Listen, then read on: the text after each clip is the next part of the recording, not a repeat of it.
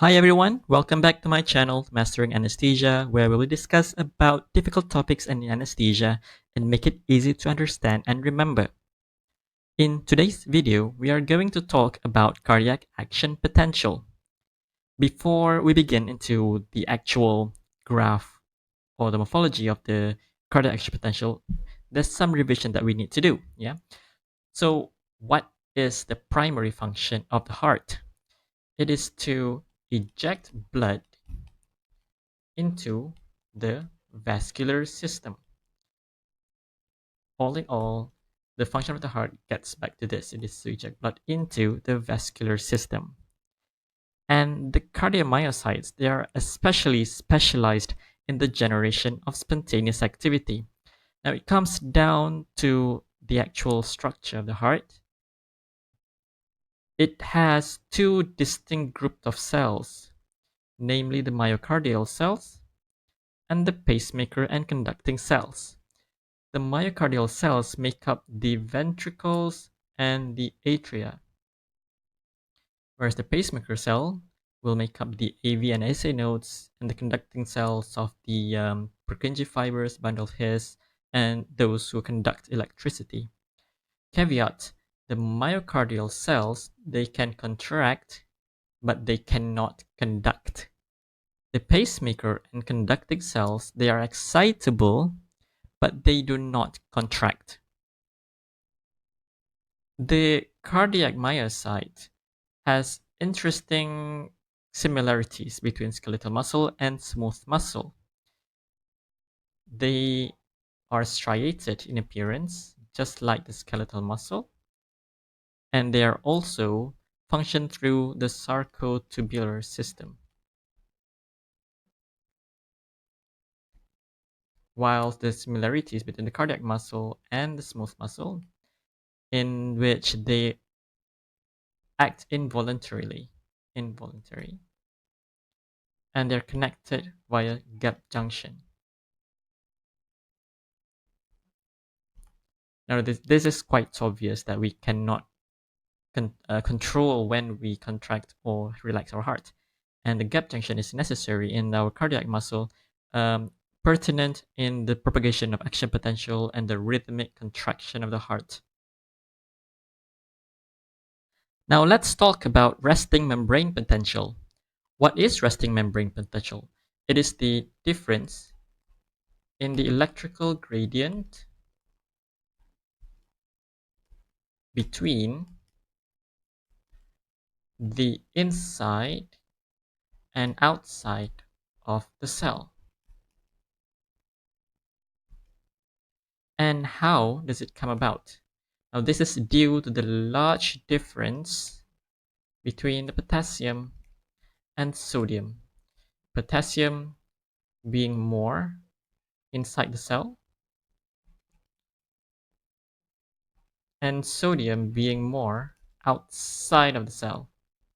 You can remember it by remembering this mnemonic: potassium inside the cell and sodium outside the cell, piso, from the currency used in the Philippines. How negative, you may ask? Well, it differs across the heart, where it is minus 50 in the SA node, about minus 70 in the atria, about minus 90 in the Purkinje fibers, and also about minus 90 in the ventricular myocytes.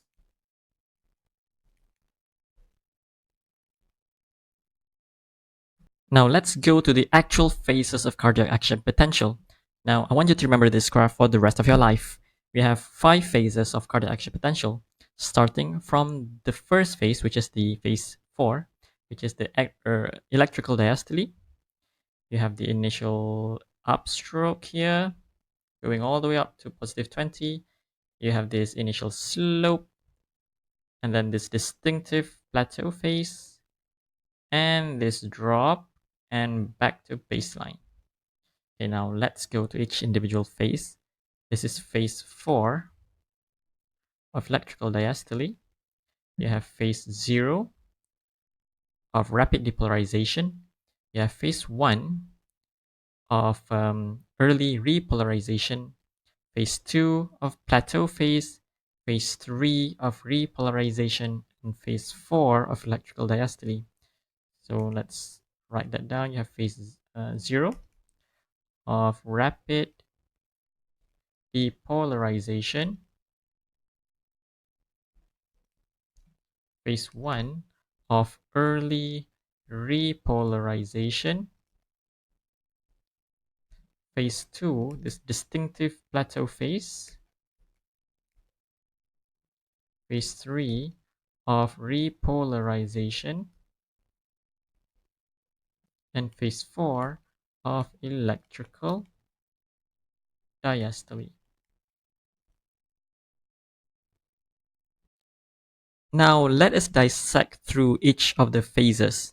Okay, now phase 0 or rapid depolarization here, the membrane potential becoming more positive or less negative. Okay, so if you remember, potassium is more inside and sodium is more outside. So in order for it to be more positive, the sodium has to go in. Potassium should stay where it is. So how does it come about? The fast voltage gated sodium channels has to open for sodium ions to go in, and potassium should not be allowed to go out, so the potassium channels close. Potassium channels close. Phase 1, on the other hand, early repolarization, it becomes more negative. So how does this come about? Potassium has to go out, sodium must be refrained from going in. So this can be achieved by the fast voltage gated sodium channels just now has to close, and the fast voltage gated potassium channels have to open. This leads to potassium transiently being allowed to escape the cell, making it more negative. So before I forgot, the minus 65 here is the threshold potential. So in phase 0, in rapid depolarization, when the action potential reaches 75, it goes according to the Olean principle, it shoots up to about positive 20 before moving on to the next early polarization phase. Next is to phase 2, the plateau phase, arguably one of the most important phase that gives its distinctive shape in cardiac action potential, is the plateau phase. Now, the membrane depolarization is maintained for a prolonged period. How does this come about? So it has to have a balance between electrical gradient going in and out. So something has to come in and something has to go out for us to maintain this electrical gradient. So in this regard, calcium is the one important going into the cell, contributing to the positivity, and potassium escapes the cell, leaving it more negative. So the balance between the inward flow and the outward flow of the positive and negative charge will make this plateau or an equal isoelectric line here. So more specifically, it is the L-type L-type calcium channel open, where L here stands for long lasting. So you won't forget it with the other type of calcium channel, which is D-type. So L-type here is the long lasting calcium channels, which open for quite some time. Yeah, so that where it comes from, the L, the long lasting. Whereas the out, we have two things going on here.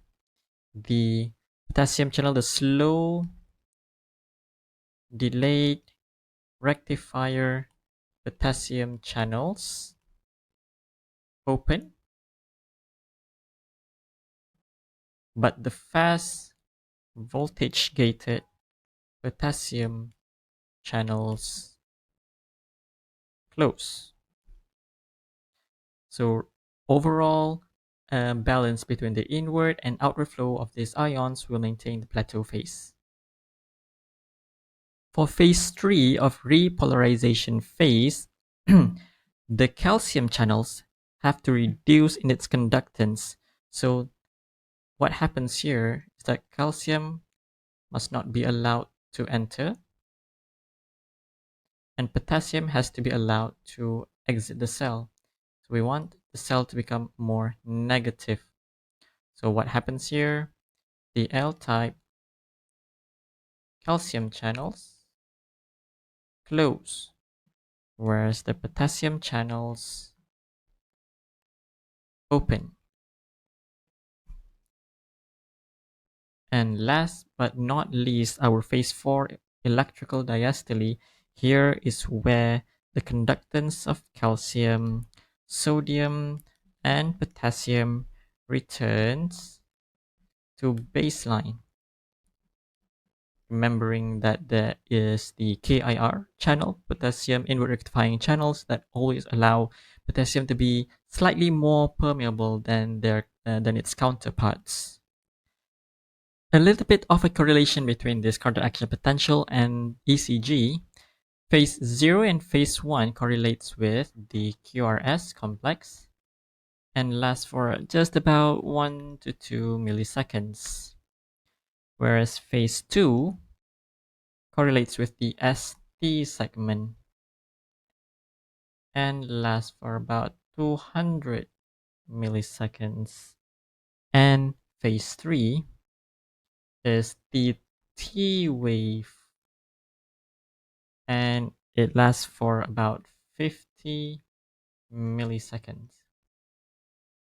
Now, as a recap, all of this can be daunting, but just remember that phase 0 and phase 1 involves only the sodium and potassium. Phase 2, in order for us to get this isoelectric line, something has to go in, something has to go out. And the prominent ion here is the calcium. Repolarization is where the calcium moves out and the potassium essentially has to exit the cell for it to be repolarized. And electrical diastole, it is the resting membrane potential where we have this isoelectric line at its minus 90 or minus 70 according to the place. So there you have it. We have completed our cardiac action potential. Please stay tuned. We are going to discuss about pacemaker potential and many more. Thank you for watching.